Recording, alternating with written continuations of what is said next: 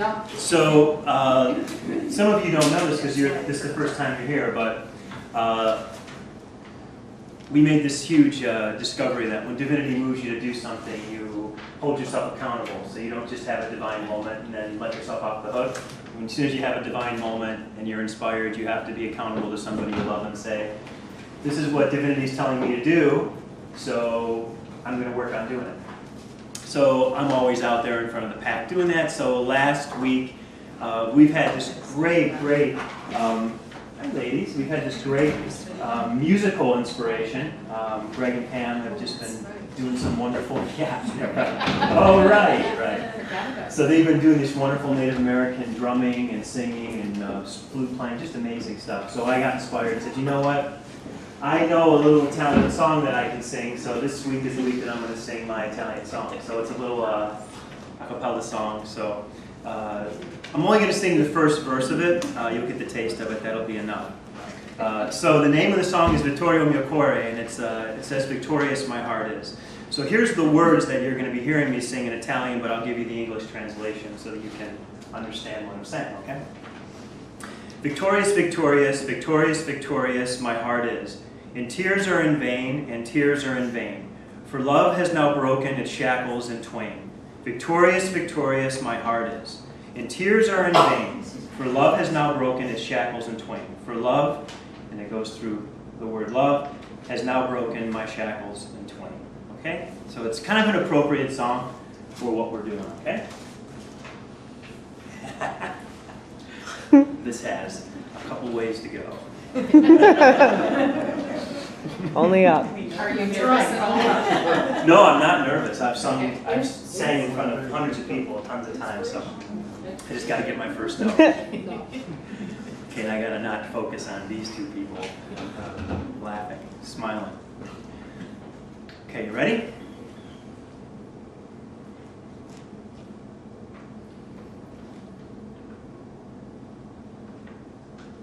Vittoria, Vittoria, Vittoria, Vittoria mio cuore, don lagrimar più,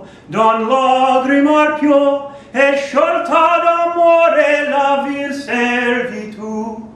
Vittoria, Vittoria mio cuore, don lagrimar più, è sciolta d'amore la vil servitù.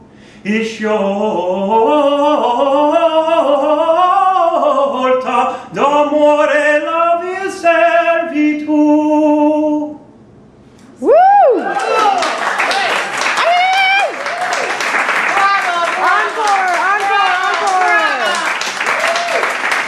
There we go. Oh, we should have got flowers. Wait, Keith missed it. Do it again. What's that? Yeah. Watch it out, please. Yeah. Where did you learn that? That's beautiful. I learned that song when I was a senior in high school and I was singing for competition.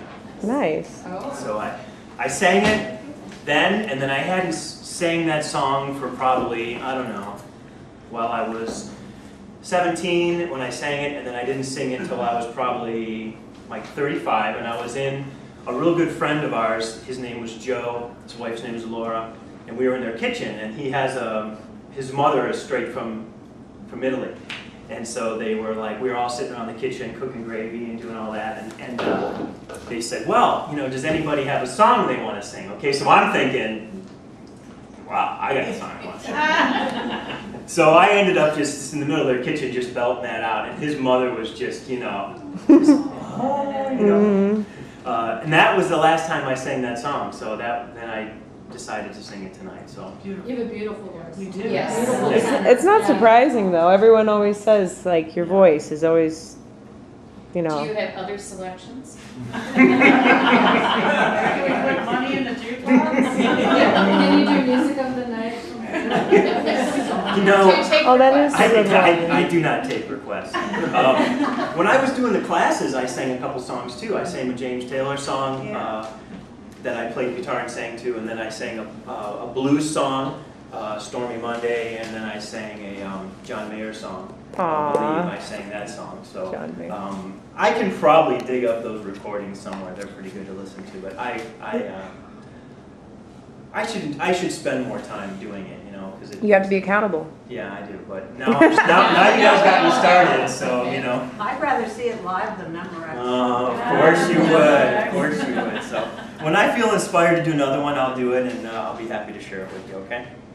So we thank you for being such a good audience. Thank you. We have some new friends here tonight, okay? Friends that are not new to me, but are new to our class.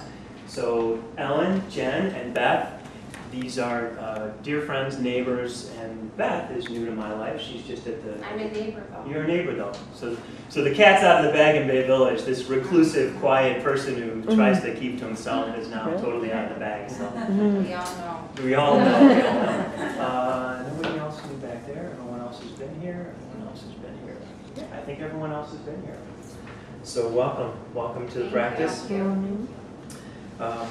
So what we do is, the first thing we do is we just go through a little bit of a review from our class last time.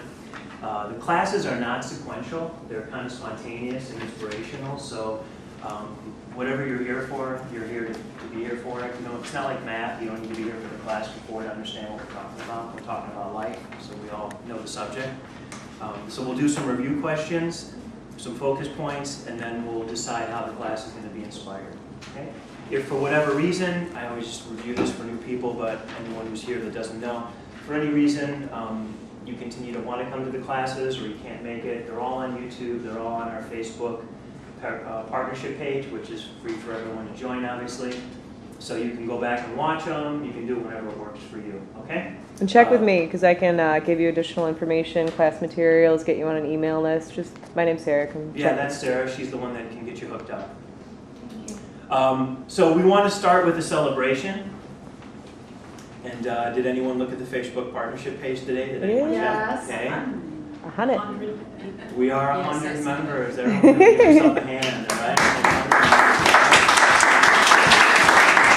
I like to say, with all due respect, we're the first 100 monkeys, you know? When the first 100 monkeys start doing something, the rest of the world can change, right? Yeah. So it took us from the beginning of May until the middle of August to get 100 people, so we'll continue to watch that and see how that continues to grow over time. Remember, we're not about numbers, we're about intention, but it's pretty cool to finally reach that number and be able to celebrate with each other, okay? And so everybody who's a part of our family out on Facebook watching our program every week, thank you. And as the practice continues to touch your life, to share with others who you feel it could be helpful for. That's all we ask you to do, that's all we do. Talk about the miracles.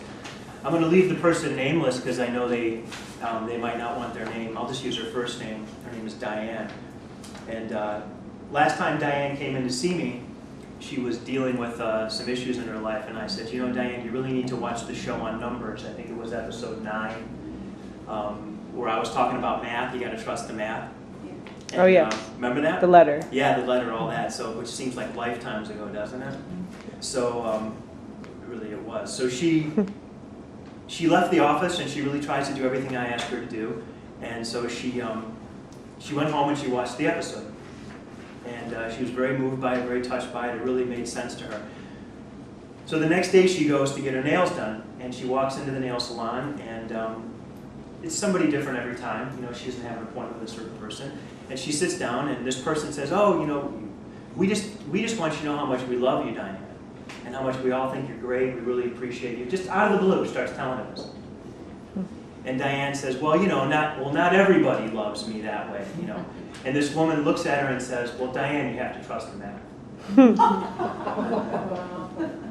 She goes, come on, you got to trust the math. She's like, what percentage of the people in your life do you know love you? And she's like, well, you know, probably 95%, maybe 70%, you know, maybe. This woman goes, well, what if it's only 70? Who cares? 70% of the people love you. Trust the math. Stop focusing on the ones that don't and focus on the ones that do.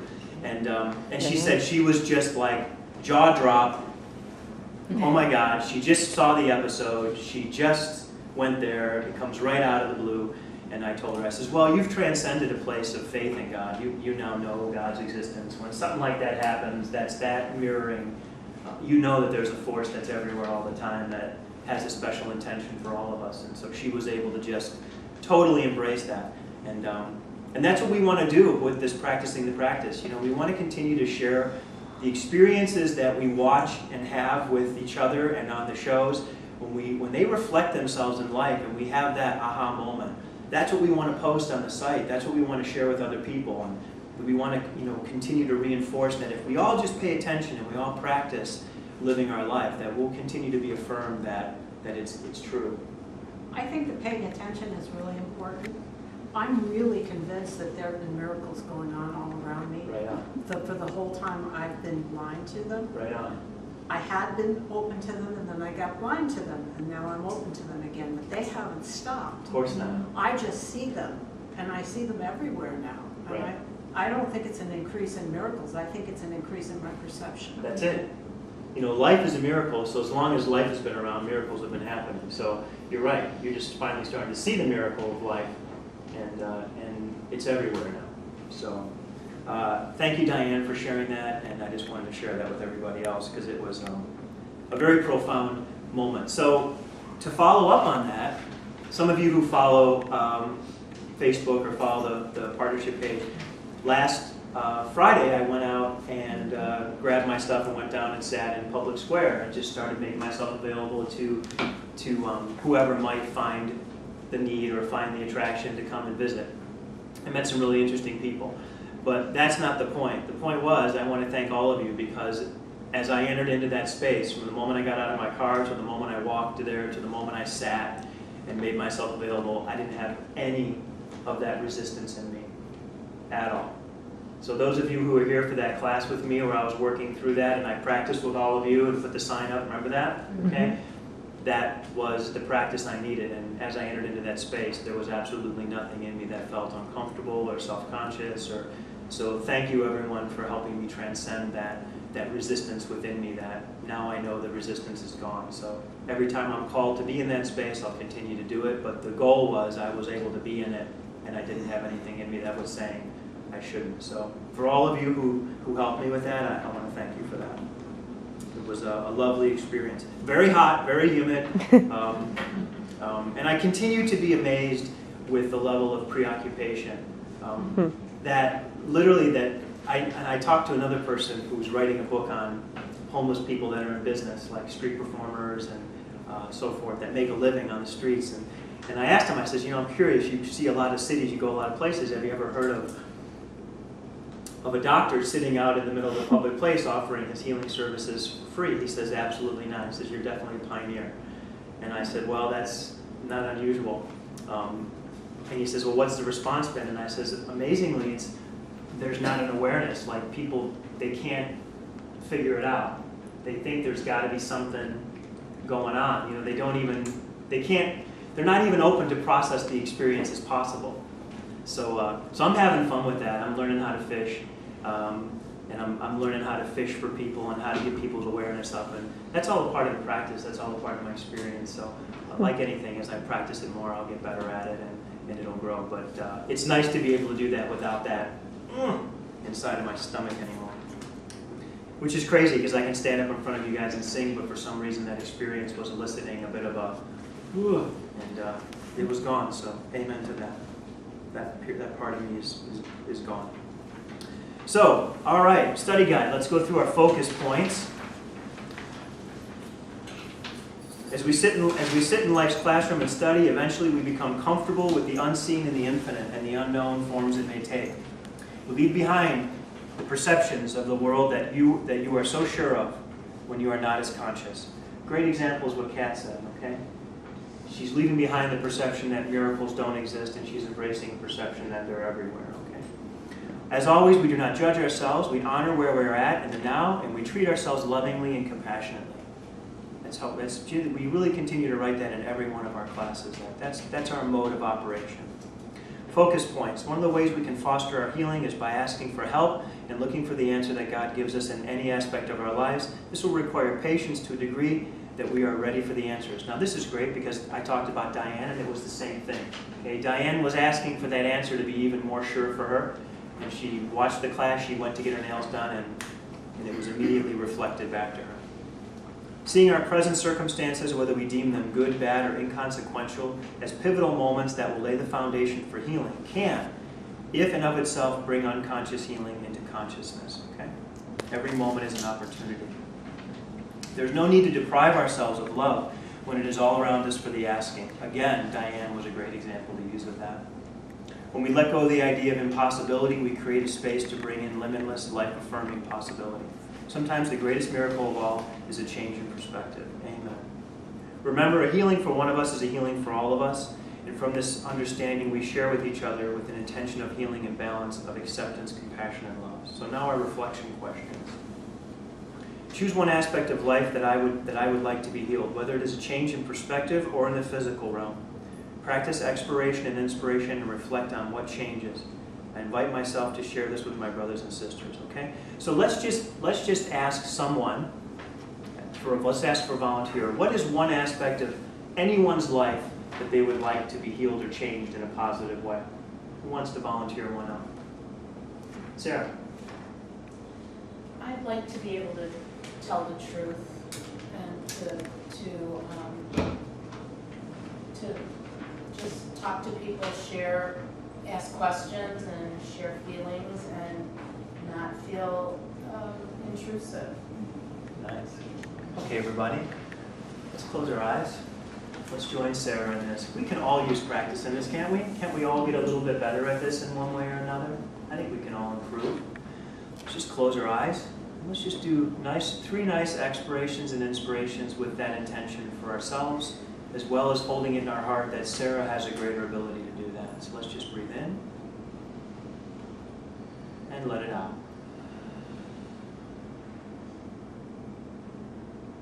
And breathe in and let it out. And breathe in and let it out. Thank you, everyone. The most important thing that is going to catalyze Sarah into that place that she just spoke of was your willingness to speak up and say it. Your willingness to show your own feelings, your willingness to speak about them openly in an environment where you know it is not intrusive in any way.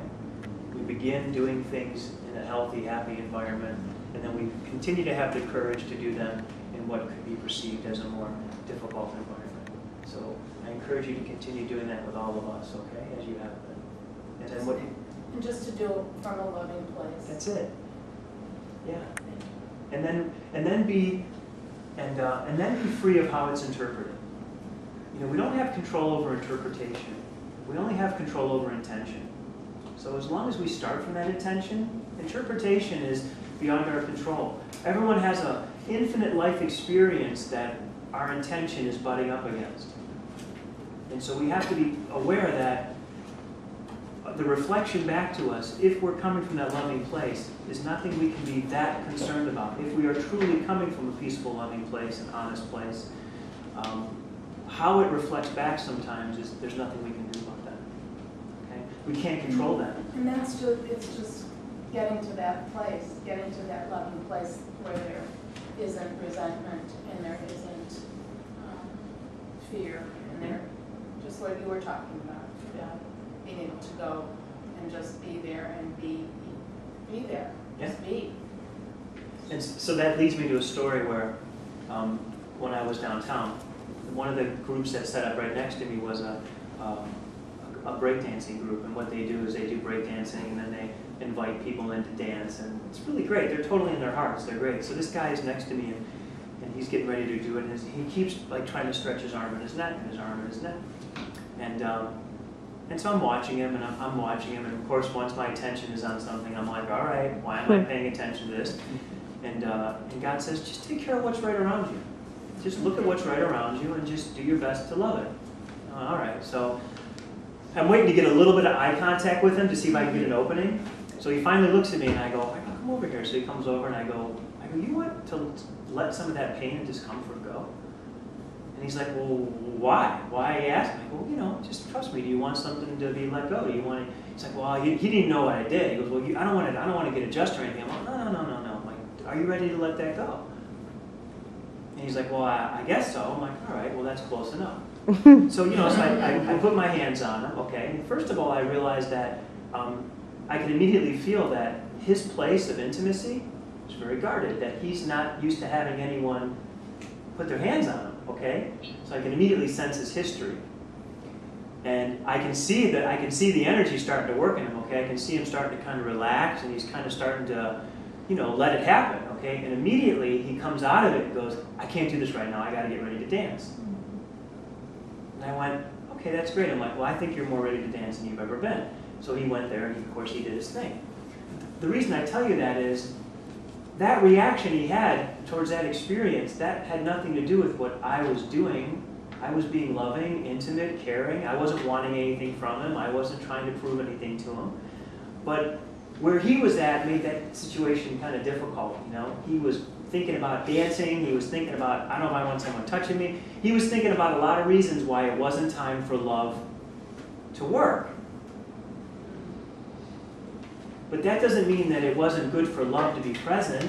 It doesn't mean that it wasn't the first drip or the second drip or the third drip on a rock that's going to turn it into gravel, okay? He had an experience. He can't deny that experience. I didn't have that experience wanting him to walk away and go, oh, my arm is healed. I had that experience because someone around me was in need of love and attention. I gave that. I let it be what it was, how it was, and I let it go. Does that help you? It's not about being appreciated. It's not about the result. I followed what my heart was called to do in that moment. I had peace about that. That's it. That's where it began. That's where it ended. That's the result. The result isn't what happened to him. The result is what happened within me because I was obedient to love in that moment. That's the whole thing.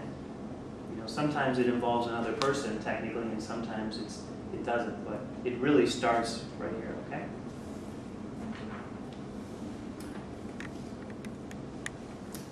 What experience and or gift that I know in my bones is mine can I bring in light in service of others? I invite myself to share this tonight with my family, to ask for help, to ask for the help I need to allow this invisible to become visible.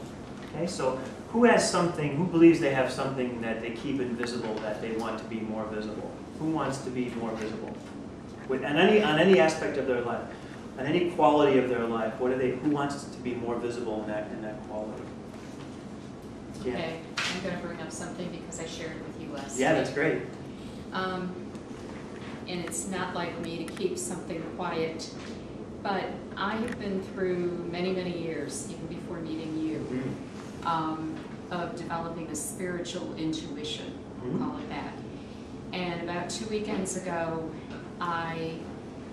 it became very apparent to me why I was so intent on moving to Oberlin, Ohio.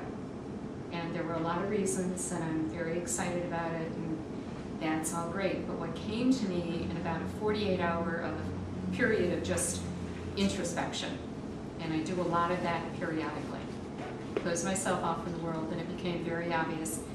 And I shared with Keith last week that, and Beth, who is not here tonight, was also there when I shared it with you, is that there is an invisible thing that I have not been sharing, but it's part of the reason that I've ended up here, because I've been through the practice more than once. Right.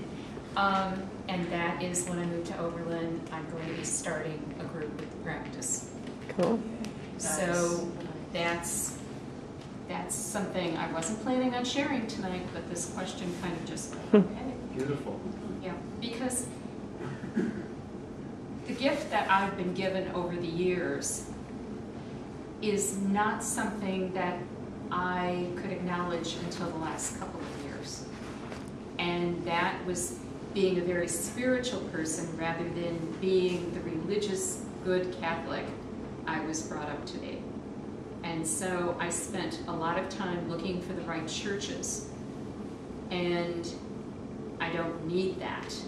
What I need is a spiritual practice and a community to practice it with. And Oberlin, I think, is right for a place to be. Awesome. And we always, whenever, like those of you who are new to the class, I want to make sure, because those of us who are kind of been here for a while, I want to just make sure we frame that we all accept that religion is okay, it's a stepping stone, it's a guideline to things. That we're not anti anything, that everyone needs to do what they need to do to evolve in their own place. But what we allow in the practice is we allow a place of spiritual development that doesn't have to be contained in a specific religious belief system. So I don't want anyone to hear that one bit and get the. And I'm extremely religious. I still belong to 3 churches. I know what you're saying. I just wanted I want everyone to understand that we're. And That they that understand it. structure is great for many, many people, Right. but I'm a boat rocker, and Yeah. I finally accepted that it's not right for me. That's awesome. Good. Congratulations on that. Gratitude, patience, and acceptance. And congratulations for all of us. That means we'll have 3 groups going. We'll have a group in Canton, we'll have a group in Oberlin, and we'll have a group here. So we're very excited about that, and you know that anything we can do to help and support that, I would invite you, if in any way that we can use our general resources of study guides and anything like that, anything we can do to support you, we're happy to do that. And I'm at the point in life where I take it one moment at a time. That's it. And it will become very obvious what I Right. need at the time. You just know we're here, okay? I do. Thank you. Gratitude, patience, and acceptance can shift our perspective. How and in what situations will I demonstrate any or all of these in my life, okay? Gratitude, patience, and acceptance can shift our perspectives. In what way? So let's just make this a silent one for everyone. Let's everyone just take a minute and just visualize in your life how a greater level of gratitude, patience, and acceptance can shift a situation in your life that appears or is experientially difficult, resistive. And just visualize yourself applying a greater level of gratitude, patience, and acceptance with that situation. Not necessarily a person.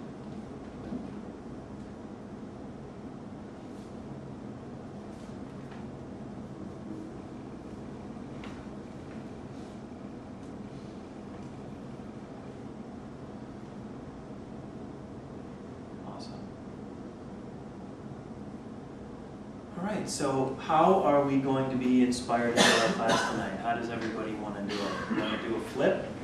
You want to do a flip through the book? You want to come to a page? You want to go, we haven't done that in a while.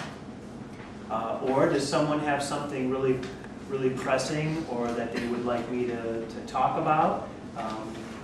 Let's do this. How many want to do a spontaneous flip through the book and see what we're guided to teach? Put your hands up on that. 1, 2, 3, 4, 5, 6, 7, 8, 9, 10. Okay, well that, I think the ayes have it. That's the other option. The other option is someone brings something up that they want me to talk about.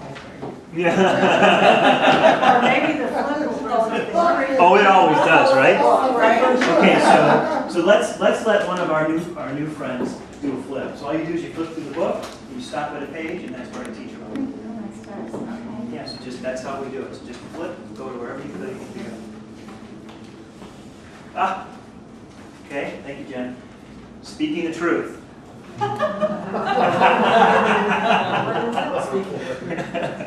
Speaking the truth, all right? That's the chapter, speaking the truth, okay? There are no coincidences. No. Okay, so everyone, I always like to really amp up, that's page 43.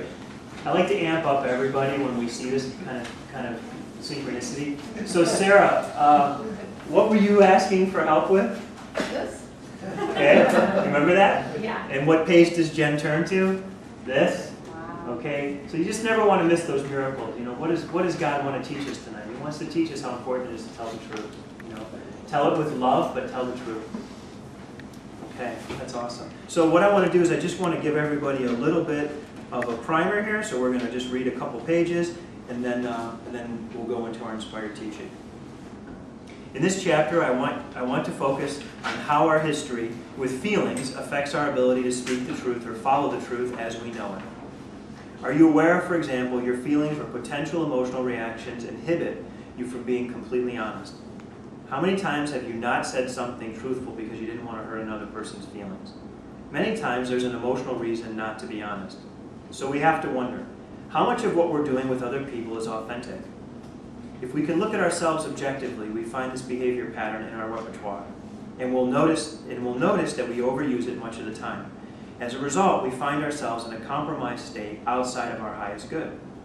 We value the potential emotional reaction of another person more than we value our deepest truth, a truth that, if we honor it, will bring us into greater alignment with the eternal truths of life, one of which were already mentioned: all of life is good. We don't always know why, but it always is good, no matter what. Yet we continue to put another person's emotional approval ahead of our own purpose, which is allowing yourself to come into divine order with life and therefore with God. We bow and to give allegiance to a subjective reaction instead of an objective, intuitive truth. It's critical that harmony within the order of life comes first. Harmony means we tell the truth. We must primarily obligate ourselves to our relationship with life. We must put life first because we have an eternal relationship with life. Instead, we continually react to what others might think, say, or do by becoming dishonest. Our dishonesty creates a false sense of fragile peace that we hope will last at least a moment longer, and we cling to the hope that nothing will disturb that fragile peace. But peace based on lies will not last. Yet we lie anyway. Eventually, despite our dishonest attempts at peace, the relationship and the fragile peace spiral into dysfunction. Then we begin to fear and dread a relationship ending. Even if there are no signs of it ending, because that's what has always happened, we remember that pattern. Inevitably, the best thing is to tell the truth and let what's going to happen, happen. Allow a true resolution to be reached. Then you'll be in harmony with life, though it might not feel like it. This may sound a bit dramatic, but it is not overstated, I assure you. I see people gambling with their peace every day because of their addiction to external approval and their willingness to bet on it again and again. We are here to tell the truth from our deepest space of knowing and practice living life in a way that unveils the truth so we can share it with others. Someone may disagree with you and react to what you say, but if your deepest intention is to connect to the intuitive truth within you and to be unconditionally loving, accepting, and compassionate to all beings, then you need fear nothing. With this intention, you can be truthful to the best of your ability, for yourself and for others. Believe me, people are not only looking for the truth, they're also looking to be healed by it. By telling the truth, you validate another's truth. In turn, you allow them to share the truth with others, multiplying the overall effect of truth within the field of life. This is life's deepest intention. So, I think we have a wonderful example to talk about, to kind of talk about with each other. And I don't want this, I know it's a highly polarized issue for some people, but I don't want this to be a political issue, okay? Because the practice is not about politics. What I want everyone to see with me is, isn't it amazing how much lying and deceit we have become conditioned to overlooking and overseeing? Isn't it amazing how tolerant we've become to people telling us bold-faced lies about very important things? And I want you to know that, remember, the reason that we become so tolerant to that is because we haven't committed to the truth ourselves. We haven't committed to being honest with ourselves. When we commit to being honest with ourselves, okay, that honesty then is something we begin to expect of other people. Telling the truth doesn't mean someone's going to agree with you. It means you're agreeing to tell each other the truth. This is what I see as the truth of this. What do you see as the truth of this? Let's see what we agree on. Let's see what we don't agree on. But if we don't start from telling each other the truth, we never have a foundation to come to a resolution, okay? If I really believe this, and I'm saying this, and someone else really believes this, and they're saying this, we can never, ever get to a place where we can have real, honest compromise based on the truth. And it's not real. So look at what's going on with our political situation. Okay, look what we're witnessing in leadership in our country right now. Okay?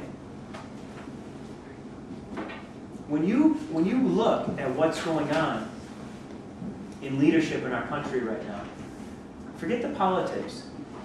The nature of leadership. Does it show you a path to unity, or does it show you more a path to rebellion? Which one does it look like we're moving more towards? Rebellion. You guys, history repeats itself. When leadership in any country or any civilization gets to the point where it feels it has so much control over people that it no longer needs to even tell them the truth, that is always the precursor to rebellion. Because at some point, the people want to know the truth. And so they start to find out the truth.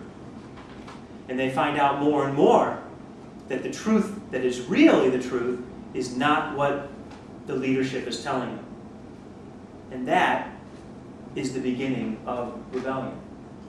When we can no longer begin to really trust what leadership is telling us, that's always the precursor to us saying, you know what, we're done. And what I see is, when I see people, regardless of their political alignment, not really being super happy with anyone. You know, saying, well, she's better than him because of this, or he's better than having her. It really lets me know something, and that is that whatever the political system does to generate leadership, or whatever the corporate system does to generate leadership, how do we all feel about that kind of leadership in our hearts? It's broken. It's broken. Even the better ones are continuing to let themselves be entrenched in this. Now, I'm not one to point the finger at any specific situation. I don't believe that's useful. What I believe is that if we want better leadership in our country, okay, in our lives, in our families, we need to be the better leaders. I don't believe that anything is ever going to be solved by a government. I don't believe anything's ever going to be solved by a pope or by a leader or by a CEO. I believe that things are solved when the masses decide, we're doing this. We're going to lead ourselves in the right direction. We're going to take control. Not in an anarchist point of view, but we're going to do what we know is best. And if we hold ourselves to a spiritual accountability level, we will then, by the nature of that, hold the government and our leadership to that same level of accountability. Does that make sense?